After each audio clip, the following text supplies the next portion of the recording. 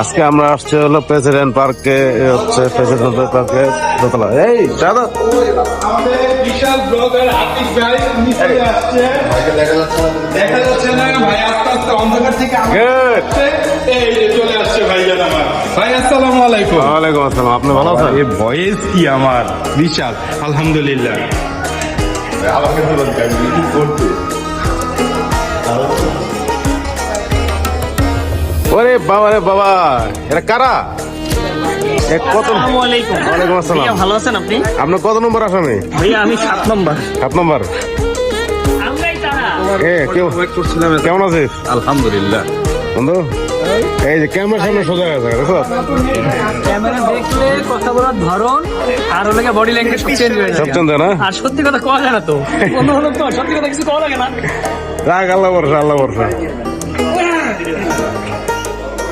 না প্লেসটা খারাপ করা নাই।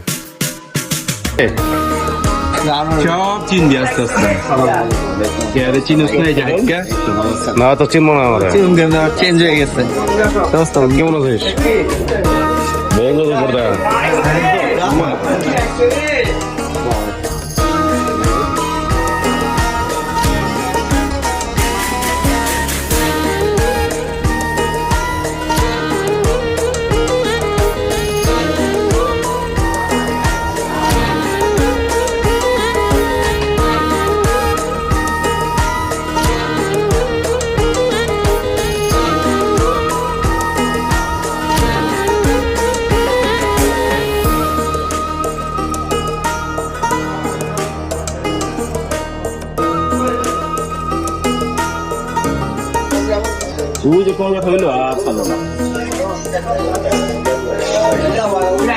সবাই না আরো আছে বাকি আছে। জুয়েল আরো বাকি আছে। কয়জন জুয়েলের তোমার প্রোগ্রাম মনে হয় ইয়েতে অফিসে শেষ করে পরে আসবো। 11 জন হয়েছে। অফিস শেষ করে আসবো। লিস্ট হলো 16 জন।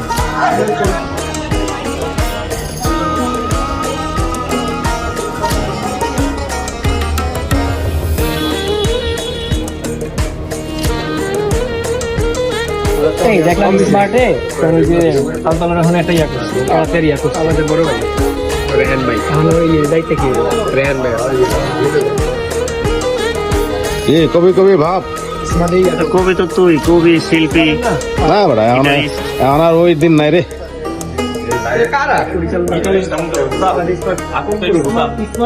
আলাদা গ্রুপ আছে না।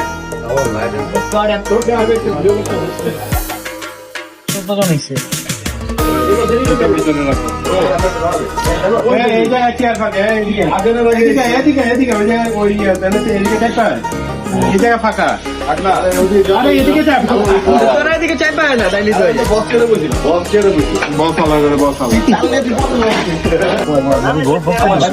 সারে কুয়াশা রে।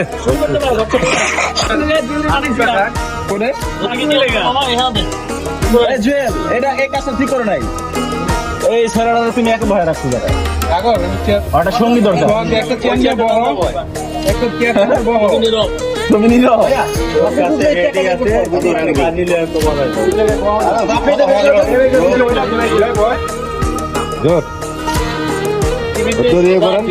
আমার বিবাহের প্রয়োজন নাই। কেন আছে তারা ফাঁসি আছে? তাহলে এ কি বাঁচি আছে?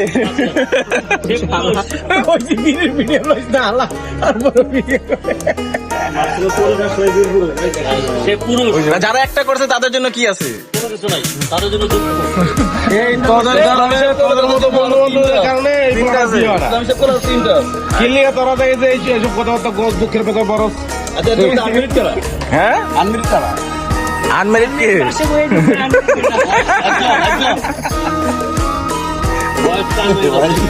কামনা করছেন